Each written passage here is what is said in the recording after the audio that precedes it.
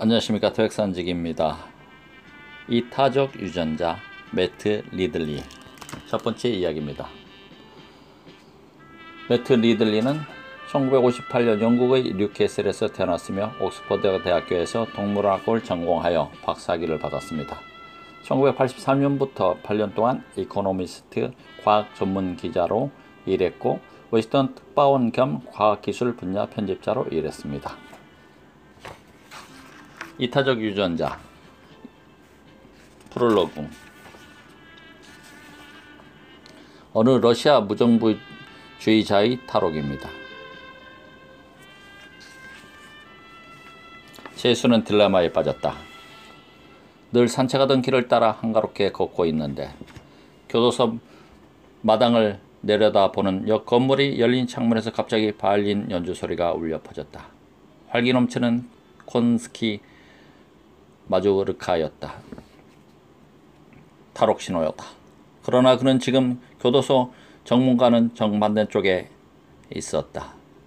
탈옥은 교도관이 눈치기 채기 전에 기습적으로 감행해야 한다. 한번 실수하면 끝장이다.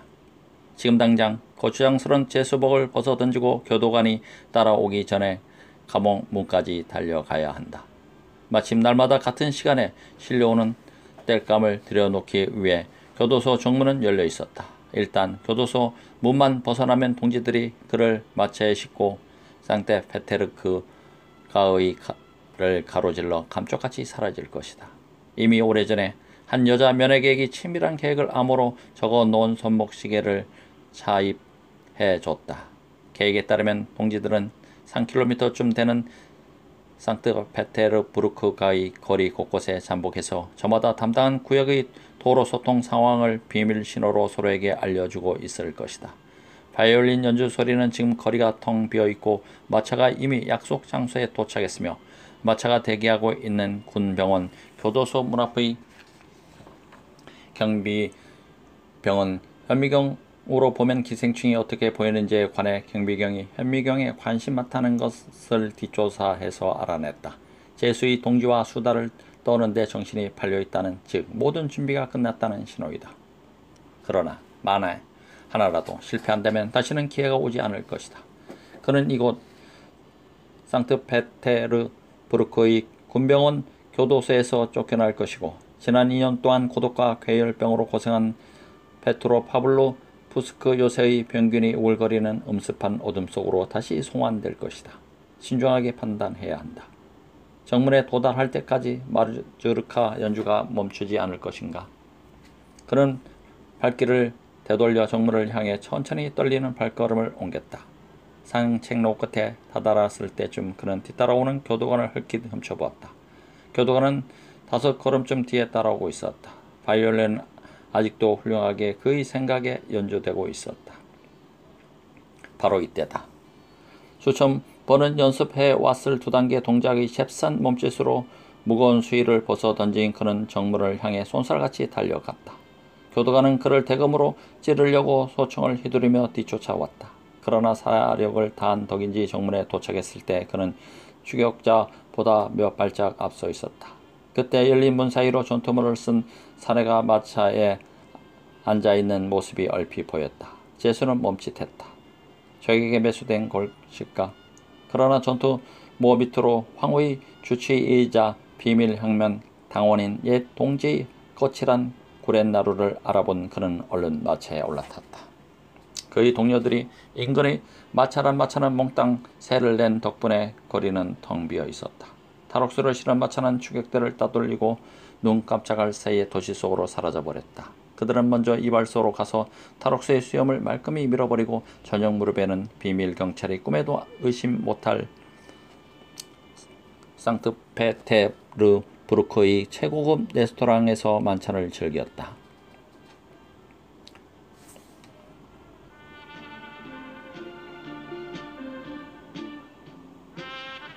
상호부조. 아주 오랜 세월 뒤에도 탈옥수가 자신의 자유가 손목시계를 넣어준 여자와 바이올린을 연주한 여자, 마차를 몬 동료와 마차 뒤에 앉아있던 의사, 그리고 마차가 도주하는 동안 길이 막히지 않게 도와준 여러 친구들의 용기 덕택이라는 사실을 기억했다. 그의 탈옥은 동지들의 힘을 모았기 때문에 가능했다. 이 기억은 그의 머릿속에 뚜렷이 남아 오랜 세월 후에 인간의 진화에 관한 새로운 이론을 점화시키도록 예정되어 있었다. 오늘날 버트르 크로포트킨 공을 기억하는 사람들은 그를 무정부주의자로만 안다. 그러나 1876년 차르 감옥에서 탈출이야말로 그의 짧지 않은 기구하고도 화려한 인생에서 가장 눈에 띄는 극적인 사건이었다. 크로포트킨은 어린 시절부터 재능이 돋보였다. 그는 훌륭한 귀족 출신 장군의 아들로서 8살이 되던 해 페르시아식 수습 기사 복장을 하고 참석한 무도에서 차르 니콜라이 1세의 눈에 띄어 러시아 최종의 사관학교인 기사대에 입교할 것을 명령받았다. 기사대에서도 그는 탁월한 능력을 보여 차르 이때는 알렉산드르 2세의 신변 경호를 맡는 고위 기사로 임명되었다. 그는 또는 외국 안우스의 화려한 인생이 눈앞에 펼쳐진 것이다. 그러나 전성적으로 영민할 뿐더러 프랑스인 가정교사의 자유주의 사상에 물든 크로포트킨의 생각은 달랐다. 그는 근무 여건이 좋지 않은 곳으로 소문난 시베리아 연대에서 자원한 탓에 산과 계곡으로 뒤덮인 시베리아 극동 지역으로 갔다. 그곳에서 그는 새로운 교통로를 개척하고 아시아 대륙의 지리와 역사에 관한 독창적 이론을 개발하면서 몇 년간 탐험에 몰두했다. 이윽고 상트페테르부르크에 돌아왔을 때 그는 이미 저명한 지리학자가 되어 있었다. 하지만 마음속에서는 시베리아에서 목격한 정치범 수용소에 대한 혐오감이 불타고 있었고 내심 혁명을 꿈꾸고 있었다. 스위스 여행 중에 만난 무정부주의자 미하일 바쿠닌에게 매료된 뒤 그는 러시아 수도의 무정부주의자 지하 서클에 가담해 오로지 혁명의 선동에 전념했다. 때로는 동궁의 만천석상에서 다른 곳을 거치지도 않고 곧장 집회 장소로 달려가 변장을 한 다음 노동자나 농민들에게 선동연설을 하는 위험한 행동도 마다하지 않았다. 그는 보로딘이라는 가명으로 선동적 팜플렛을 출판했고 보로딘은 연설가로도 명성을 얻었다. 경찰이 마침내 보로딘을 체포하여 그가 유명한 크로포트킨 공작이라는 사실이 밝혀졌을 때 차르와 궁정은 온통 충격과 분노에 휩싸였다. 게다가 2년 뒤 상상도 하지 못할 대범한 방법으로 감옥을 탈출하고 삼엄한 체포망을 피해 끝내 망명에 성공했을 때 그들은 더욱 분노했다. 그는 영국, 프랑스, 스위스를 전전하며 망명 생활을 했으나 더 이상 그를 받아들이는 곳이 없게 되자 다시 영국에 정착했다. 영국에 머물면서부터 그는 점차 선동적인 팜플렛보다는 사색적이고 철학적인 저작에 몰두하기 시작했다. 저술을 통해 그는 무정부주의 이상을 설파했다. 또 그와 동지들이 붕괴시키기 위해 투쟁해온 중앙집권적, 귀족주의적, 관료적 국가를 재창출하려는 시도로 여겨지는 이념적 라이벌인 마르크시즘을 공격했다. 1988년 머리가 벗겨지고 덥석한 수염에 안경까지 걸친 뚱뚱한 몸집의 중년 신사 크로포트킨은 런던 외곽의 헤로에서 가난한 프리랜서로 연명하고 있었다. 그러나 그에게는 조국의 혁명에 대한 열정이 여전히 불타고 있었다. 그 해에 토머스 헉슬리가 발표한 논문에 자극받은 그는 향후 그를 대표하게 될 불의 명작을 저술하기 시작했다. 그 작업은 상호부조 진화의 한 요소라는 단행본으로 완성되었는데 이 책은 오늘날 기억하는 사람은 별로 없지만 실로 예언자적 저작이다. 헉슬리의 논지는 자연이란 이기적인 생명체들이 벌이는 냉혹한 투쟁의 장이라는 것이다. 그는 토마스 멜서스, 토마스 홉스, 니콜로 마키아벨리, 송 아우구스티누스 그리고 그리스의 소피스트 철학자들로까지 거슬러 올라가는 오랜 전통, 즉 인간의 본성은 문화에 의해 길들여지지 않으면 근본적으로 이기적이며 개인주의적이라는 사상적 전통 위에 서 있었다. 반면 크로포트킨은 윌리엄 고드윈 장자크 루소, 펠라기우스, 플라톤으로 거슬러 올라가는 또 다른 전통, 즉 인간은 원래 선하고 자비롭게 태어났으며 단지 사유가 인간을 타락시켰다고 보는 사상적 전통을 계승했다.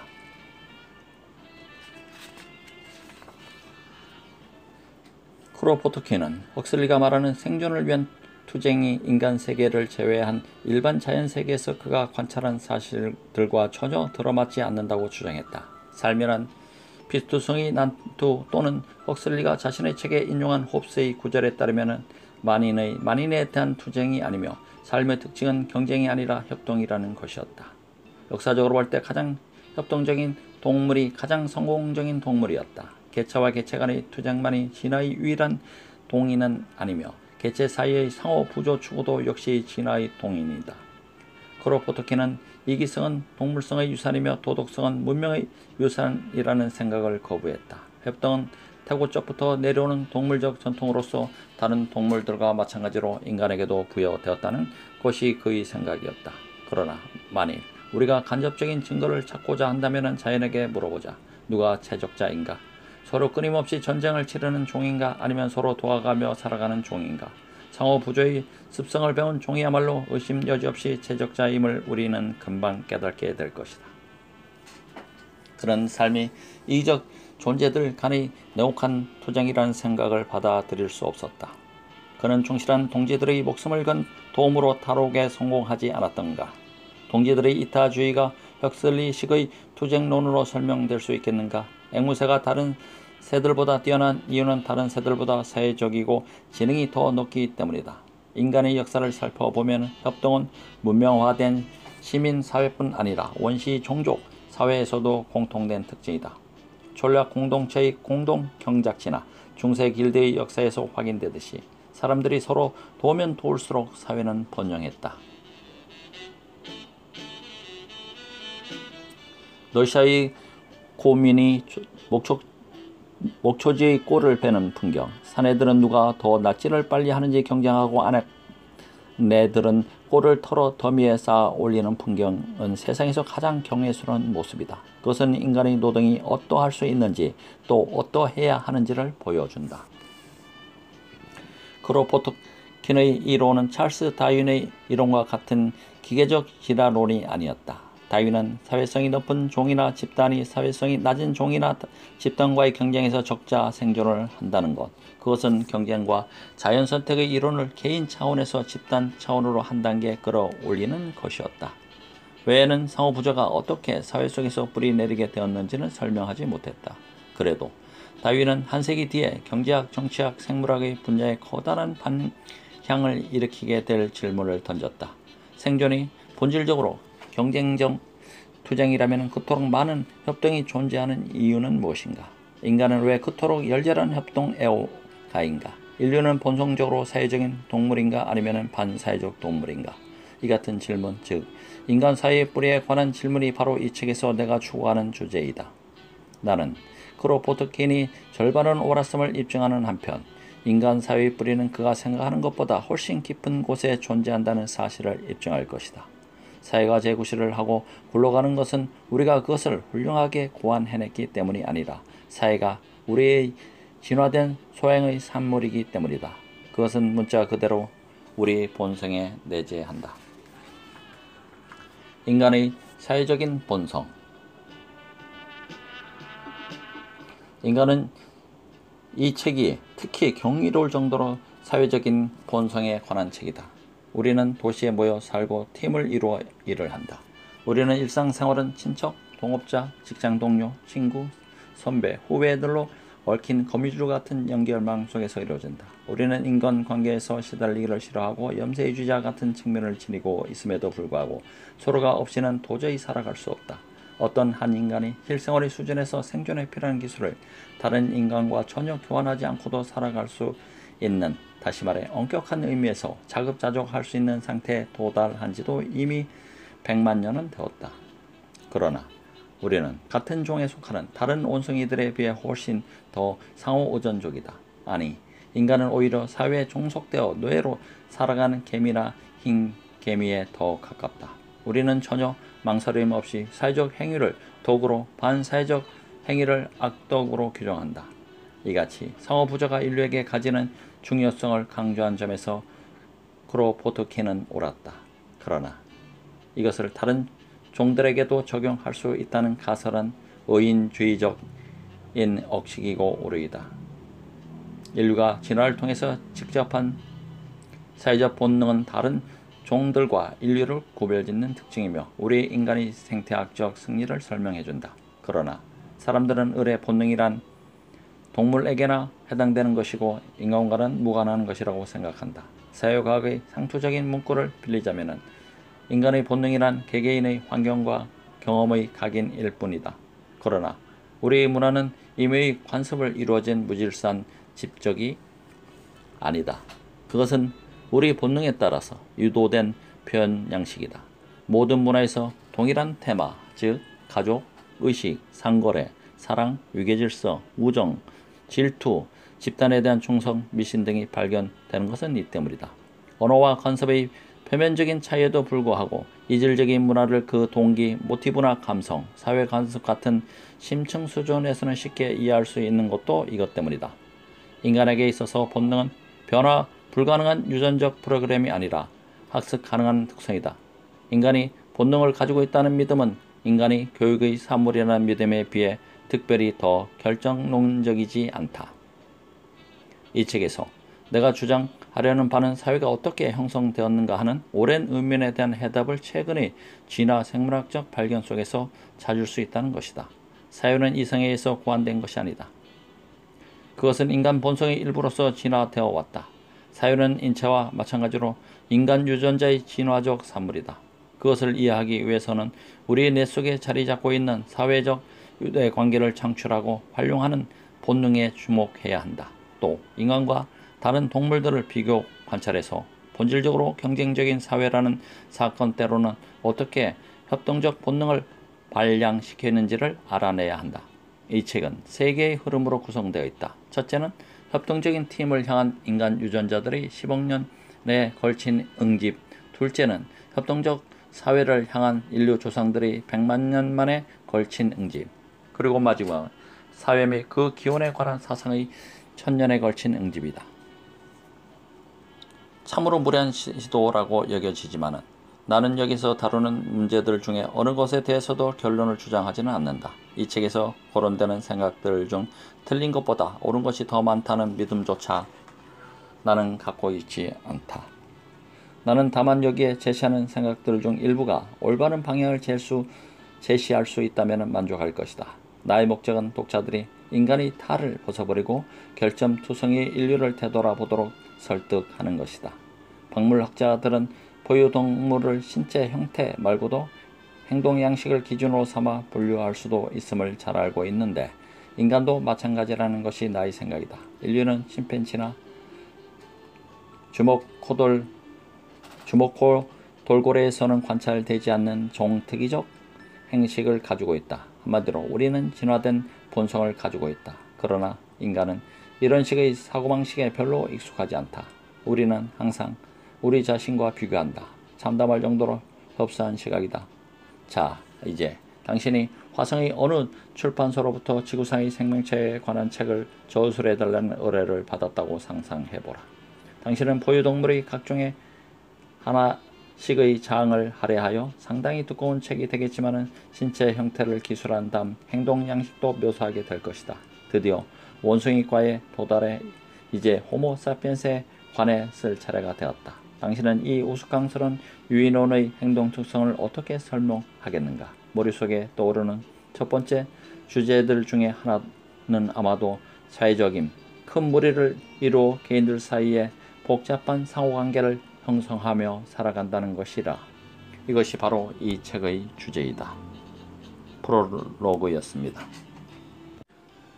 이기적 유전자의 이타적 사회, 하극상이 존재하는 공동체. 포트르 크로포트키는 개미와 흰개미, 홉스주의적 전쟁을 포기했다.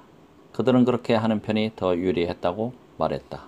생물계에서는 협동의 위력을 보여주는 가장 훌륭한 증거는 개미, 꿀벌, 흰개미이다. 지구상에 10조 마리 정도의 개미가 살고 있는데 그들의 몸무게를 모두 합치면 지구에 사는 인간의 총 중량과 맞먹는다. 아마존 우림에 사는 곤충의 총 생물량의 4분의 3, 지역에 따라서는 동물의 총 생물량의 3분의 1을 개미, 흰개미, 꿀벌, 말벌이 차지하는 것으로 추산된다. 수백만 종에 이르는 딱정벌레의 엄청난 생물학적 다양성이나 원숭이, 큰부리새, 뱀, 달팽이 딸리는 비교도 되지 않는다. 아마존 지역은 개미와 흰개미 군체들이 지배하고 있다. 당신은 머리 위를 날아가는 비행기로부터 또 개미가 배설하는 포름산이 떨어지는 것을 감지할 수 있을지 모른다. 사막에도 개미가 없는 곳은 거의 없다. 유별나게 추위에 과민하지만은 않았더라면 개미와 흰개미는 온대 지방마저 지배했을 것이다. 개미는 인간과 더불어 지구의 지배자이다. 벌과 개미의 군체는 오랜 세월부터 인간 사회의 협동을 논의하는 소재로 애용되어 왔다. 윌리엄 셰익스피어한테는 꿀벌 세계가 관민이 혼연일체가 되어 군주에게 충성을 바치는 자비로운 전제 군주 국가로 비쳤다. 대주교는 헨리 5세에게 아침조로 이렇게 말한다. 꿀벌은 뭘 위해 일하나? 백성의 나라의 질서의 율법을 자연의 섭리로 가르쳐주는 미물. 그들에겐 왕도 있고 여러 관리도 있으니 어떤 자는 행정장관처럼 영토 안에서 수렴청정하고 어떤 자는 상인처럼 영토를 넘나들며 장사를 하고 어떤 자는 군인처럼 벌침으로 무장을 한다. 여름날 부드러운 꽃봉오리 군화발로 밟아 전리품 짊어진 채 흥겹게 돌아온다. 제국의 원추형 왕궁으로 그곳에서 공사다망한 왕은 석수가 노래하며 황금 지붕을 올리는 것, 시민들이 꿀을 반죽하는 것, 가난한 직공 일꾼들이 힘겨운 짐을 지고 그가 좁은 문 앞에서 바글거린 것을 내려다본다. 서글픈 눈초리의 판관은 지름퉁이 윙윙 소리를 내며 유언 집행자의 울타리 안으로 게을리 하품해대는 일벌들을 인계한다. 한마디로 꿀벌 세계는 엘리자베스 시대 전제 군주 국가의 축소판이다. 4세기 뒤에 익명의 어떤 농객은 꿀벌의 세계를 전혀 다른 시각으로 보았다. 스티븐 제이 굴드는 이렇게 전한다. 1964년 어느 날 뉴욕 세계 박람회장에서 구경을 간 나는 비를 피하려고 자유기업 전시장으로 들어갔다. 문득 눈에 띈 전시물은 한 무리의 개미떼로 만들어 놓은 글귀였다. 너희들이 지나는 2000년 만년 동안이나 제자리 걸음을 쳤지. 왜냐고? 우리 개미들의 사회는 이미 사회주의적 전체주의적 체제이기 때문이지. 위 두 가지 묘사의 공통점은 우선 군체, 곤충의 사회와 인간 사회를 직관적으로 비교했다는 것이다. 그러나 그보다 중요한 공통점은 인간이 추구하는 어떤 것을 이미 실천하고 있다는 점에서 개미나 꿀벌이 인간보다 우수하다는 통찰이다. 그것을 공산주의라고 부르든 전체주의라고 부르든 간에 그들의 사회는 인간 사회보다 더 조화로우며 공동성과의 대의를 지향한다. 홀로 있는 개미나 꿀벌은 마치 절단된 손가락처럼 연약하고 불운하다. 그러나 군체에 결합되면 그는 엄지 손가락만큼이나 쓸모가 많다. 그들은 군체의 이익을 위해 헌신하고 군체의 대의를 위해 자신의 생식을 포기하며 군체를 지키기 위해 목숨을 바친다. 개미 군체는 마치 하나의 생명체처럼 태어나서 성장하고 자식을 낳은 뒤 죽는다. 애리조나 지방의 들개미 군체의 경우 여왕개미는 15년에서 20년 정도를 사는데 여왕개미가 태어난 뒤부터 5년 사이에 개미 군체는 일반 마리의 일개미를 거느리는 대집단으로 성장한다. 3, 5세 사이의 개미 군체는 어느 연구자가 미운 사춘기라고 명명한 시기, 즉 사춘기의 원숭이가 무리속에서 서로 높은 서열을 차지하려고 싸움질을 해대는 것처럼 이웃 개미 군체들을 도발하고 공격하는 시기를 겪는다. 5살이 되면 군체는 다 자란 원숭이처럼 성장을 멈추고 인체의 정자나 난자에 해당되는 날개에 달린 생식체들을 생산하기 시작한다. 이 같은 집합적 전체주의 덕분에 개미와 흰개미의 꿀벌은 단일 생명체로서 불가능한 생태학적 전략을 구사할 수 있다. 꿀벌들은 가장 유망한 꿀채집 장소를 향해 뿔뿔이 날아가서 잠시 피었다가 곧 시들어버리는 꽃속의 화미를 거둬들인다. 개미도 먹잇감을 찾는 데 고도의 능률성을 보인다. 잼통의 뚜껑을 열어보면 몇 분도 지나지 않아 수많은 일개미들이 바글거리는 것을 보라. 꿀벌은 흡사 자기 근거지에서 1.5km 이상 떨어져 있는 고술소까지 손가락을 뻗치는 다촉수 생물과 같아. 어떤 개미들은 봉봉처럼 오똑하게 집을 짓고 그 지하 깊숙한 방에 잘게 부순 잎사귀로 정성스럽게 만든 퇴비를 깔아 곰팡이 농사를 짓는다. 또 어떤 개미는 낙농업자처럼 진디를 사육해 그들을 보호해 주는 대가로 감로를 착시한다. 좀 더 악질적인 어떤 개미는 서로의 집을 기습해서 자기 새끼를 먹여 살릴 노예 일개미를 양성하기도 한다. 어떤 개미는 경쟁 군체를 정복하기 위해 다른 군체와 동맹을 맺고 전쟁을 치르기도 한다. 또 아프리카의 사파리 개미는 2천만의 병력, 무게로 치면 총 20kg의 대군을 이루어 들판을 휩쓸고 다니면서 작은 짐승이나 도마뱀처럼 동작이 느려 도망치지 못하는 것들을 닥치는 대로 먹어치운다. 개미와 꿀벌과 흰개미는 집단적 생존 방식이 가져온 승리 표상이다. 개미가 열대림의 지배자라고 하지만은 해저 생태계는 이보다 더 집단성이 간 다른 동물이 한층 더 완벽하게 장악하고 있다. 바다 밑의 아마존 우림에 해당되는 오스트레일리아의 해안 대보초의 군체 동물은 해저 생태계의 최우위를 점할 뿐 아니라 생태계의 1차 생산자라는 의미에서 수목 그 자체이기도 하다. 대보초를 이루는 산호는 태양 에너지를 움직이는 연합조류를 이용해 탄소를 고정시키며 수생 동물과 식물을 먹어치운다. 그들의 날카로운 촉수는 쉴 새 없이 물속을 샅샅이 흩어 조류와 무척추 동물을 사로잡는다. 산호초는 개미와 마찬가지로 군체 동물인데 차이점이 있다면 군체를 이루는 개개인의 동물들이 개미처럼 제각기 활동성을 갖고 있는 것이 아니라 영구적으로 결합해 고착되어 있다는 점뿐이다. 개체는 죽지만은 군체는 거의 불멸에 가깝다. 어떤 산호초는 나이가 2만 년이나 되는데 역사를 따지자면은 마지막 빙하기를 겪은 셈이다. 지구상의 최초의 생명체는 원자 수준의 개체였다. 이후 그것은 점차 응집되어 갔다. 응집이 시작되고부터 생존은 단식 경기가 아니라 팀 경기가 되어버렸다. 35억 년 전에는 몸의 길이가 100만 분의 5m이고 1000여 개의 유전자를 갖춘 박테리아가 지구상에 등장했다. 이 생명체도 팀워크는 있었을 것이다. 오늘날 어떤 종류의 박테리아는 아포를 널리 확산시키기 위해 한 곳에 집결해 자실체를 만든다. 또 어떤 청록조 박테리아와 비슷한 단순 생명체는 군체를 이루고 사는데 군체 내의 세포들에서 노동 분화의 흔적이 발견된다. 16억 년 전에는 박테리아의 100만 배쯤 되는 무게의 1만 개 이상의 유전자 조합을 갖춘 복합 세포인 온생 생물이 지구상에 등장했다. 5억 년 전에는 1억 개의 세포로 이루어진 더 복잡한 생물이 등장했는데 이 시기에 지구상에서 가장 큰 동물은 생쥐 많은 크기의 절적 동물인 삼엽충이었다. 그때부터 덩치가 큰 것일수록 빠른 속도로 더 커져갔다. 지구 역사상 가장 큰 동물과 식물 세퀘이아 삼나무와 청고래 지금도 지구상에 살고 있다. 청고래의 몸은 17제곱미터개나 되고 세포로 이루어져 있다. 그러나 그것만이 아니다. 이미 새로운 차원의 응집이 이루어지고 있다. 사회적 응집이다.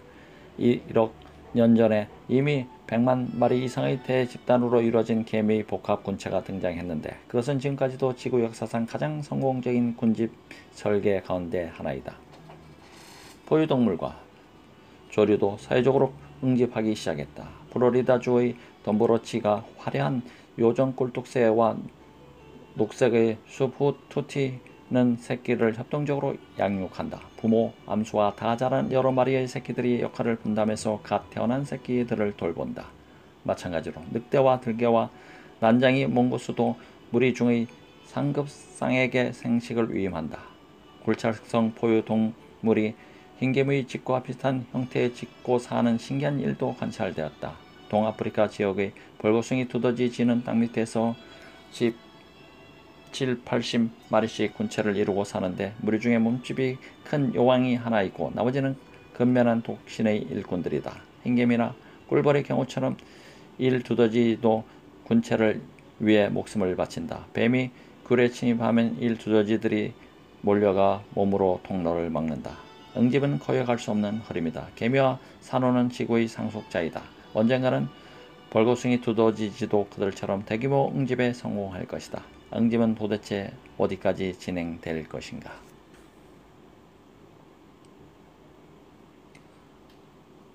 협동의 생물학.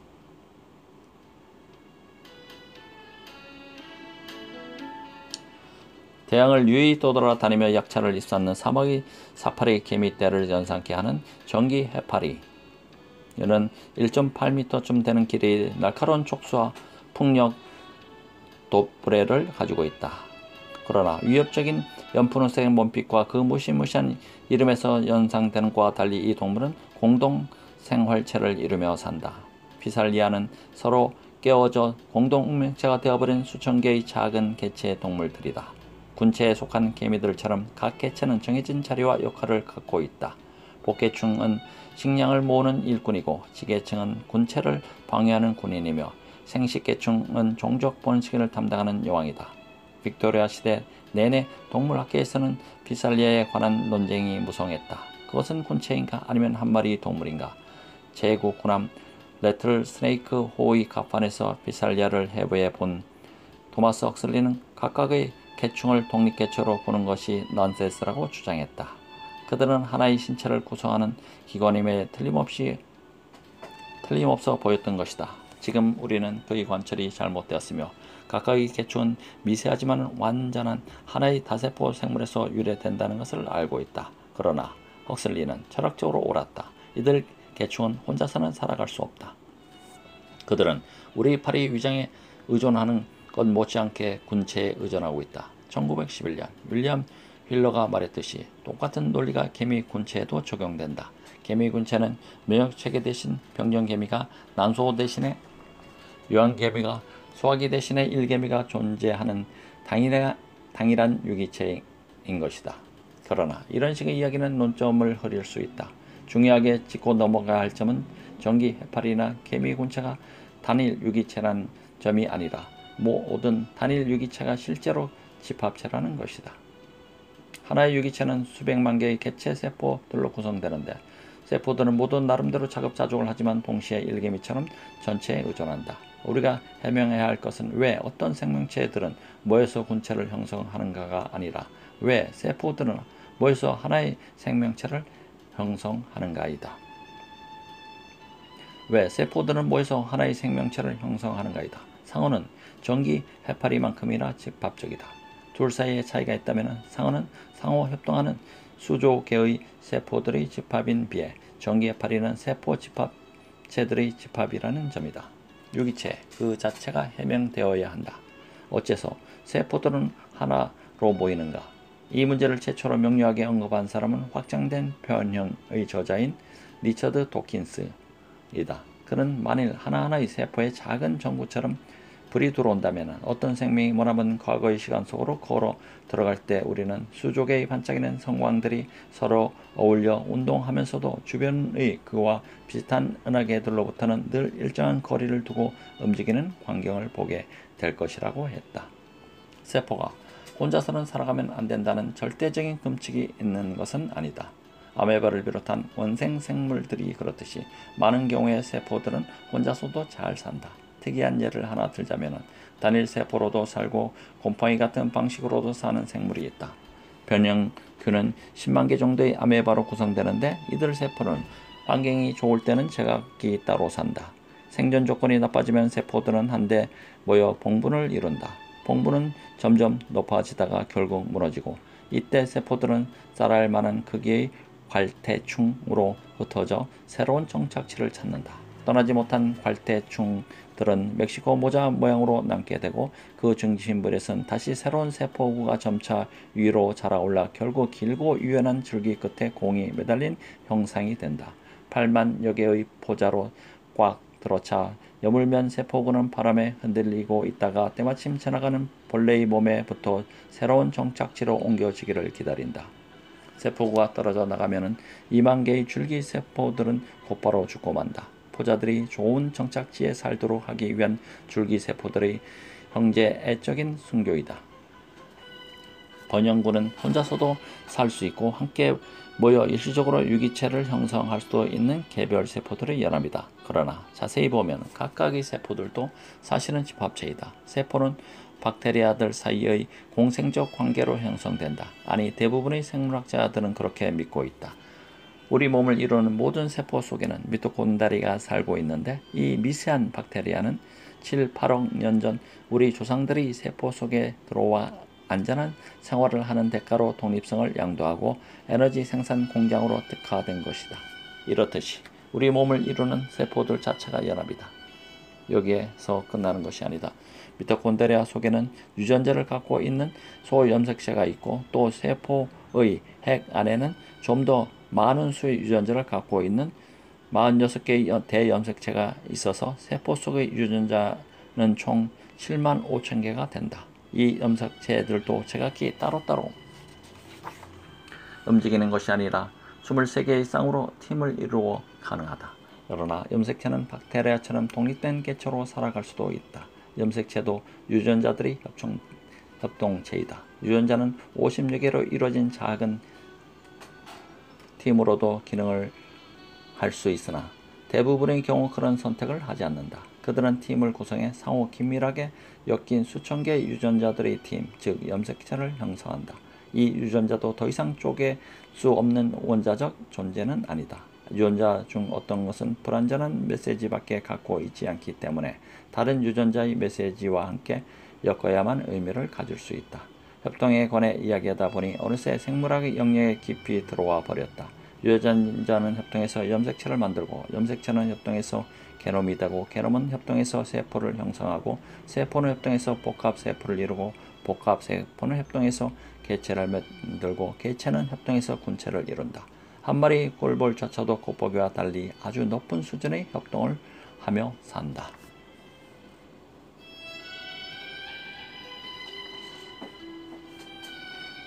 이기적 유전자. 1960년대 중반 생물학계에서는 조지 윌리엄스와 윌리엄 해밀턴이 주도한 일대 혁명이 일어났다. 리처드 도킨스의 이기적 유전자라는 개념을 널리 알려지게 된 이 혁명의 골자는 어떤 개체의 행동을 결정하는 일관된 기준은 그 소속 집단이나 가족의 이익이 아니며 그 개체 자신의 이익도 아니라는 것이다. 개체는 오로지 유전자의 이익을 위해 행동한다. 어떤 개체이든 그 선조들의 행동을 물려받았기 때문이다. 우리 직계의 조상이 독신자였다면 우리는 세상에 존재할 수도 없었다. 윌리엄스와 해밀턴은 둘 다 기성 학계와 거리가 먼 학자였다. 미국인 윌리엄스는 해양 생물학자 출신이고 영국인 해밀턴은 군생 곤충학자이다. 윌리엄스는 1950년대 말에 그리고 해밀턴은 1960년대 초에 일반적으로는 진화를 특수하게 사회적 행동을 해석하는 전혀 새로운 방법을 개발해냈다. 윌리엄스의 이론에 따르면 개체의 입장에서 볼 때 늙고 죽는 것은 바람직한 일이 아니지만 유전자의 입장에서 볼 때는 이미 번식을 끝마친 개체에게 세태 프로그램을 작동시키는 것이 당연한 일이다. 동물, 식물도 마찬가지다. 그들이 속한 종이나 자신을 위해서가 아니라 그들의 유전자를 위해 행동하도록 설계되어 있다는 것이다. 유전적 이익과 개체적 이익은 대개의 경우 일치하지만 늘 그런 것은 아니다. 연어는 산란을 하면서 죽어가고 벌은 벌침을 쏘는 순간 죽는다. 생물은 대개 유전적 이익을 위해 그 자손에게 이로운 행위를 하지만 항상 그런 것은 아니다. 새는 먹이를 모자라면 새끼를 버리고 어미 침팬지는 애원하는 젖먹이를 매정하게 젖꼭지에서 떼어난다. 경우에 따라서는 자식이 아닌 다른 혈연을 위해 행동하는 것이 유전자의 이익이 되기도 한다. 일개미나 암컷 늑대는 그 자매의 자손 번식을 돕는다. 때때로 그것은 집단을 위해 희생하는 행위로 나타난다. 사양소는 어린 것들을 보호하기 위해 이리 때 앞에서 어깨를 맞대고 잡아먹힌다. 또한 이따금 그것은 다른 생명체 때문에 우리 자신에게 해로운 행위를 하는 것을 의미한다. 감기가 들면 기침을 하고 살모넬라는 설사를 일으킨다. 하지만 어느 경우나 예외 없이 생명체들은 그들 자신의 유전자나 그 유전자의 전사체가 살아남아 복제할 기회를 증대시키는 방향으로 행동하도록 설계되어 있다. 윌리엄스는 특유의 직설적인 어투로 이렇게 말한다. 일반적으로 현대의 생물학자들은 타자에게 이런 행위를 하는 동물을 보면 그가 그 타자에 의해서 조종되고 있다고 간주하거나 아니면 그것이 교묘하게 위장된 이기성이라고 간주한다. 이 사상에 이르는 데는 두 개의 경로가 있었다. 하나는 논리적 사고다. 생물계의 자연선택이 유전자는 복제 통화를 통해 실현된다면 자신의 생존율을 높이는 행위를 생명체에게 지령할 수 있는 유전자가 그렇지 못한 유전자를 도태시키고 살아남으리라는 것은 전혀 의심할 여지가 없는 산술적 결론이다. 이것은 복제라는 원리에서 도출되는 단순 결론이다. 다른 하나의 경로는 관찰과 실험이다. 개체나 종이라는 렌즈를 통해 볼 때는 수수께끼 같기만 하던 생명체의 수많은 행동이 유전자라는 렌즈를 통해 보면 한순간에 명료하게 이해되었던 것이다. 해밀턴이 입증했듯이 군체, 곤충은 참외, 유황볼, 유황개미의 번식을 도움으로 자신이 스스로 번식하는 것보다 더 많은 유전자를 다음 세대에 전할 수 있다. 그러므로 유전자의 관점에서 보면 일개미의 경이로운 이타주의는 사실 이기주의다.